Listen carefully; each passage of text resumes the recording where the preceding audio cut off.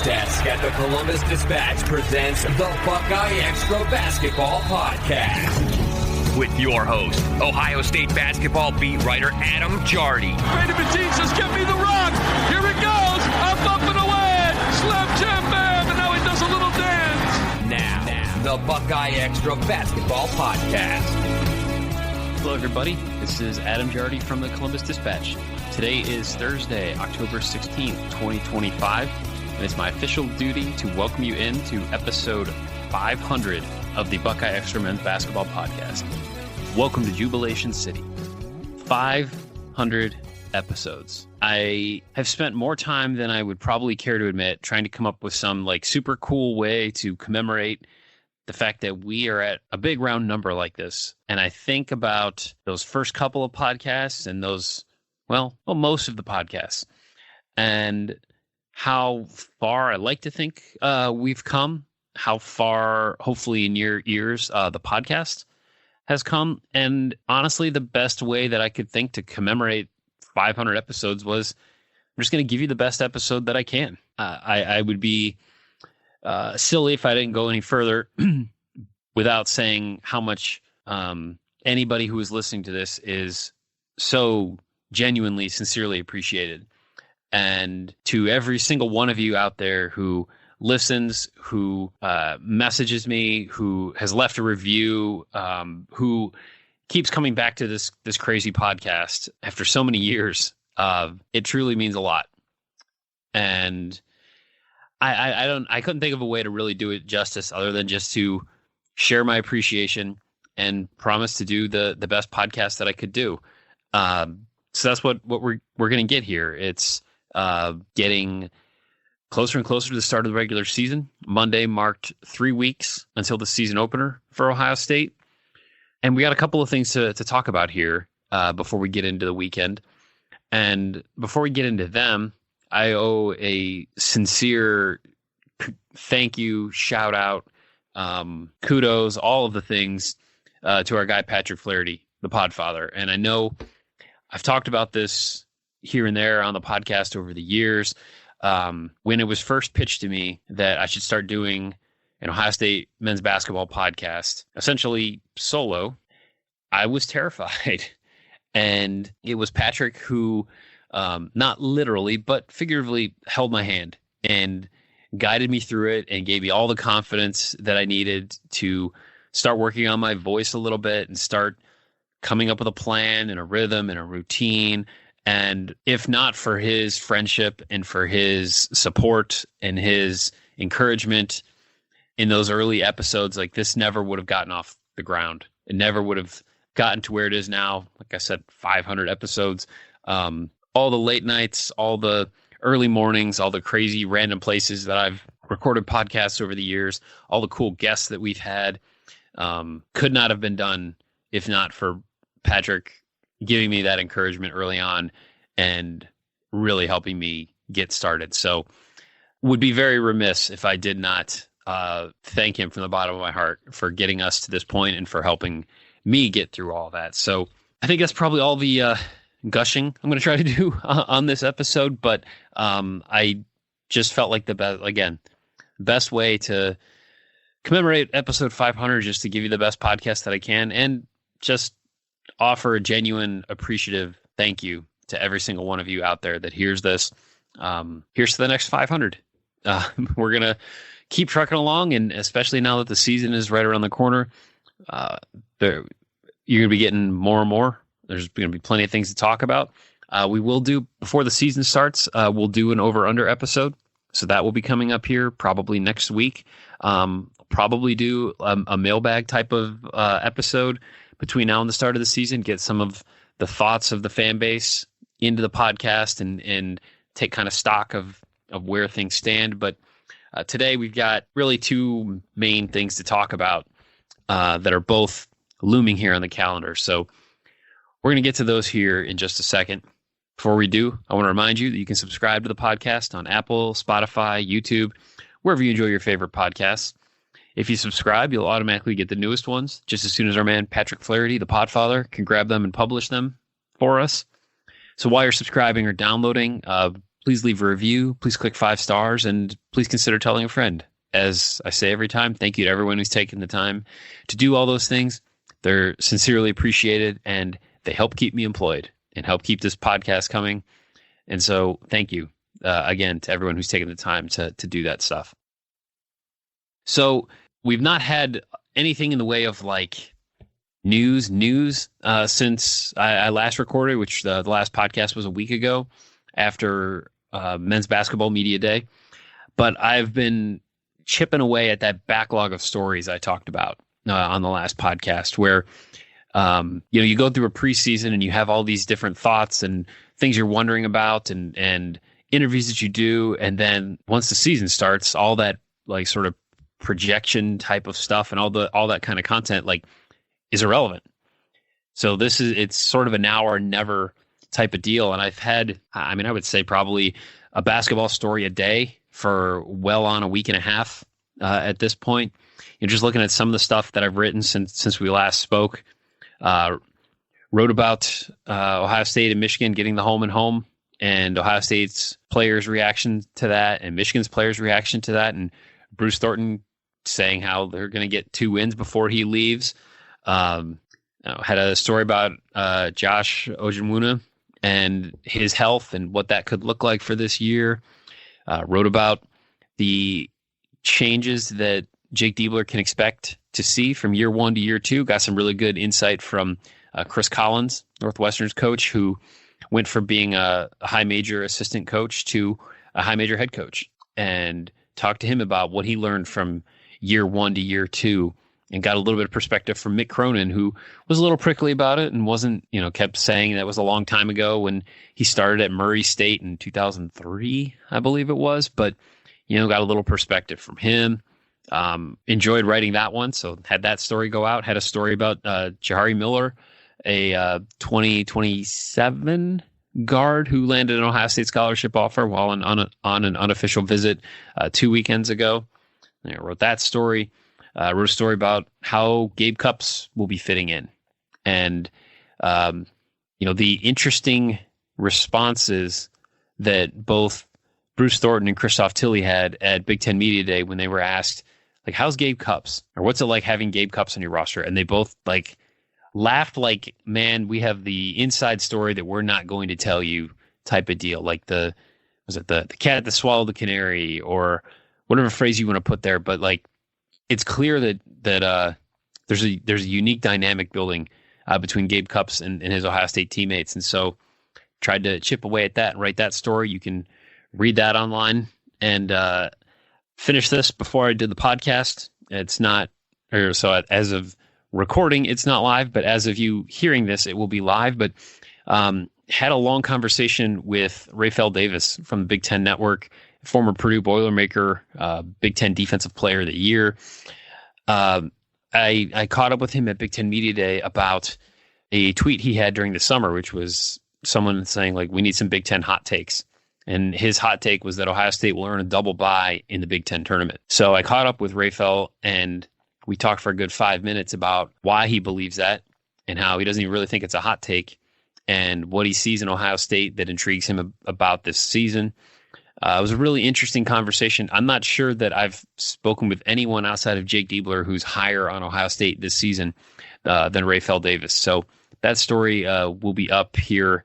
It'll be live Friday morning. So by the time you hear this podcast, it will already be on dispatch.com. So I'd encourage you to go check that out. It was interesting. And I'll certainly be using some of his thoughts in a couple other stories that I hope to write here in the next couple of days, I suppose, because before long there's going to be an exhibition game, and there's going to be a real game, and things are going to get real here very quickly. Monday, Ohio State does have an open practice for students. I believe it's from 5 to 6 at the Schottenstein Center.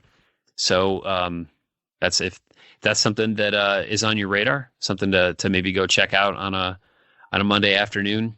It is from 5 to 6 on the main court at the Jerome Schottenstein Center. So that's the stuff that's like right there on the horizon. But before we get to that, this weekend, Ohio State plays Tennessee in a secret scrimmage.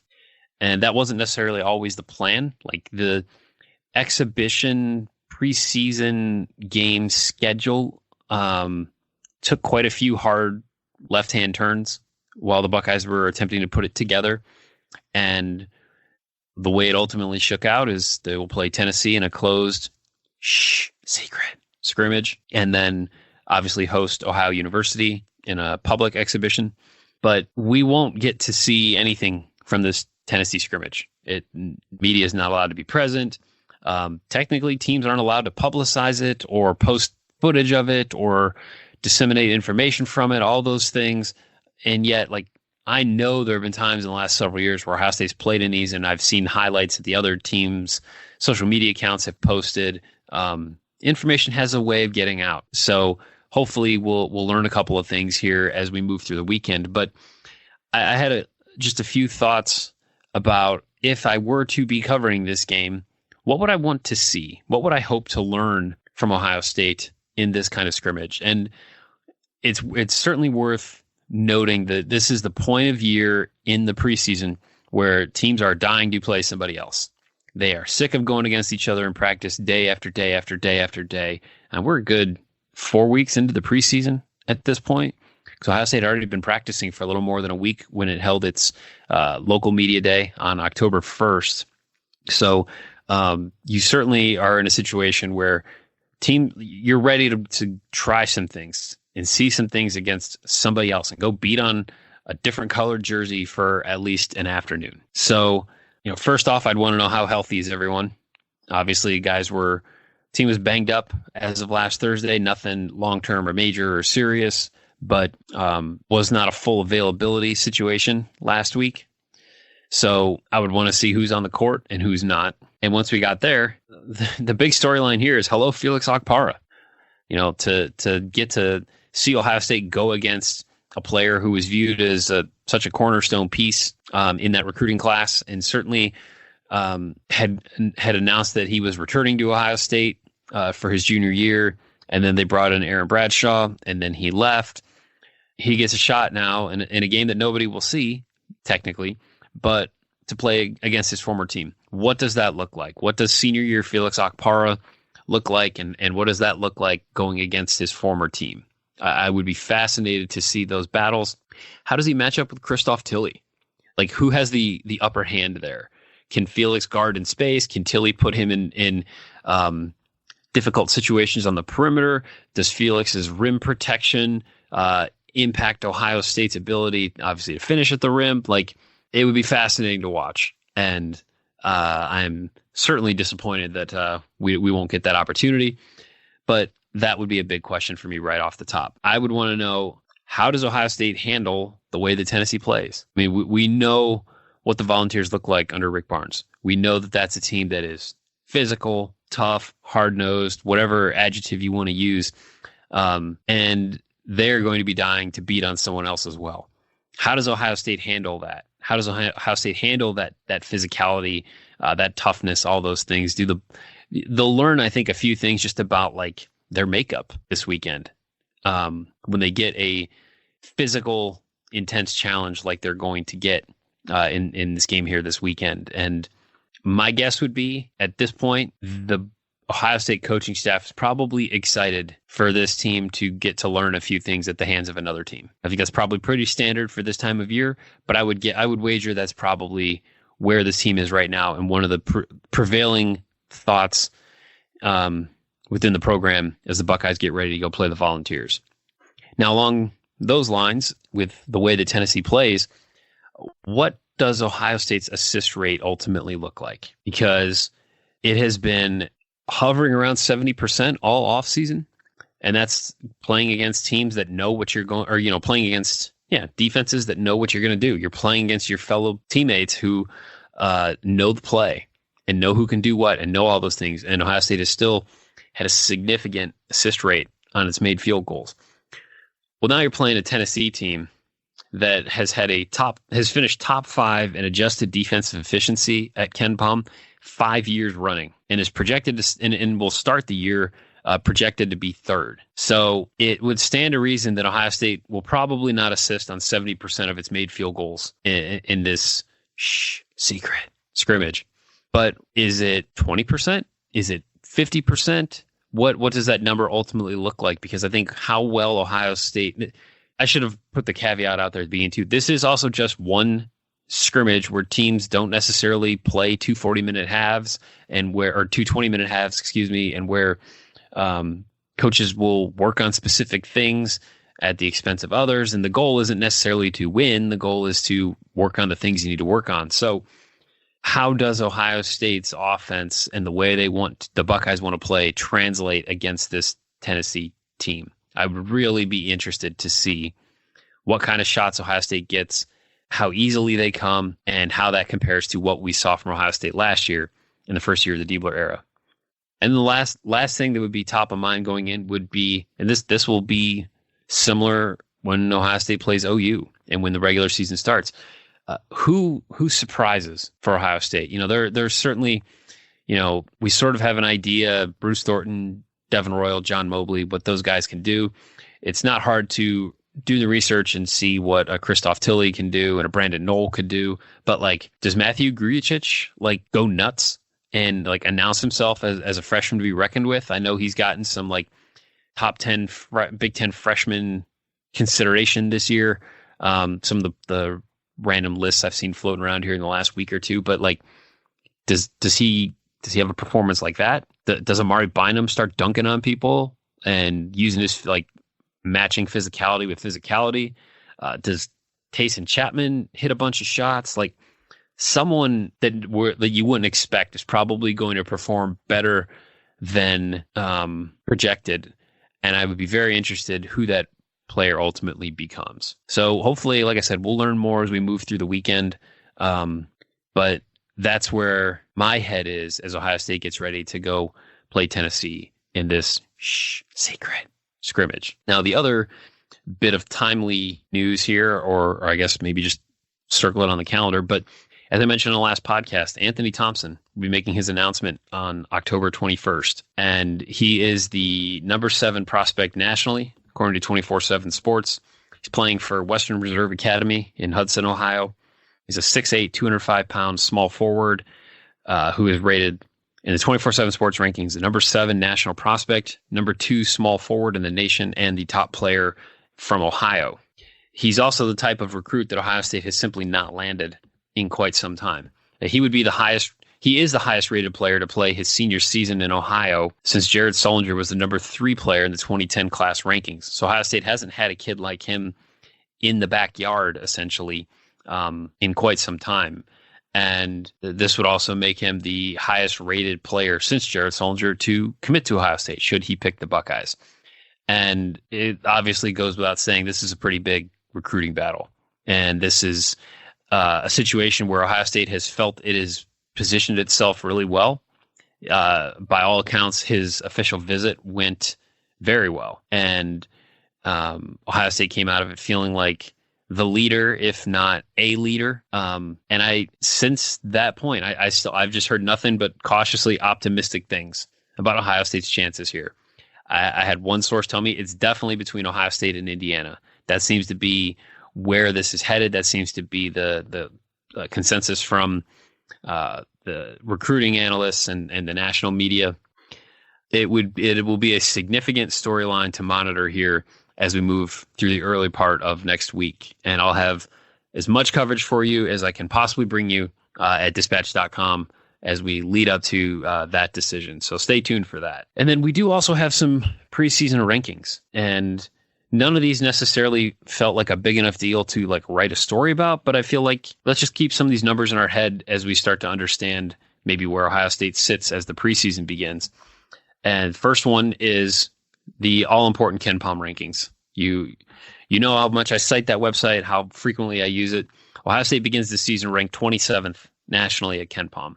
Buckeyes are projected to have the number 13 offense and the number 58 defense. I don't really know how you can project that stuff without any sort of actual data, I suppose, at this moment, but there has to be something baked into that takes into account rosters and turnover and all that kind of stuff. Otherwise, you wouldn't be able to have a preseason ranking. But Ohio State is not projected to lose a game until its second Big Ten game when it hosts Illinois on December 9th, and that's projected to be an 82-80 defeat.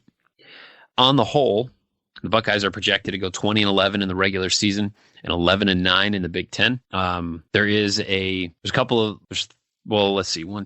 There's three losing streaks projected. And when Ohio State goes to Oregon and goes to Washington, those are both projected to be it's projected to be a 2-point loss and a 1-point loss. Then Ohio State goes to Wisconsin and Maryland, and those are both projected 3-point losses. And then Ohio State has a stretch at the end of the season where it goes to Michigan State, goes to Iowa, and then hosts Purdue. Those are projected to be a 4-point loss, a 1-point loss, and a 2-point loss. So what these numbers are telling us is that all the margins in these games figure to be exactly as minuscule as they were last season, which did not tend to break in Ohio State's favor. I will have a story on that here before too much longer, but that's what Ken Palm foresees for this Ohio State season. When you look at some of the other computers, evanmia.com has Ohio State 19th, which is the same ranking at barttorvik.com. Also has Ohio State 19th. Haslametrics has Ohio State 32nd. And the Buckeyes are not in the preseason top 25 Associated Press poll that came out on Monday, but the Buckeyes are receiving votes, 23 points to be exact, which is good for 30th nationally and 8th in the Big Ten. Final two notes that are worth bringing up here. One, if you are interested in seeing Ohio State's Jared Sullinger and his brother JJ Sullinger and father Satch Sullinger, they will all be honored by the Agganis Club of Central Ohio this upcoming week. And you can buy tickets for that. They're on the Agganis Club's website. That event will take place on October 22nd. So you can find more information on the Agganis Club's webpage, but all three of them, the Sullingers, are all being honored together. I think that's a pretty cool thing. Crossing my fingers and be able to make it out there and go do a story on that. Other thing that I just saw earlier today that's probably worth mentioning, there's a story on ESPN.com. Jeff Borzello has a list of potential hot seat candidates for the upcoming season, and he does list Jake Diebler on there with some pretty significant caveats. So here's what Borzello wrote about Diebler. Quote, just 20 months after firing Chris Holtmann, Ohio State enters another season with a head coach on less than ideal footing. Although the Buckeyes have a roster that should render this discussion moot. Jake Diebler became the team's interim coach, blah, blah, blah, permanent job, strong finish. The Buckeyes went just 17-15 last season. The program missed the NCAA tournament for a third straight time. Ohio State has March expectations entering 2025-26, with Diebler bringing back 3 starters and adding 3 transfers who should push for starting jobs from day one. This team can win games in March. If the Buckeyes underperform and don't hear their name on Selection Sunday again, though, things could get dicey for Diebler after just 2 seasons.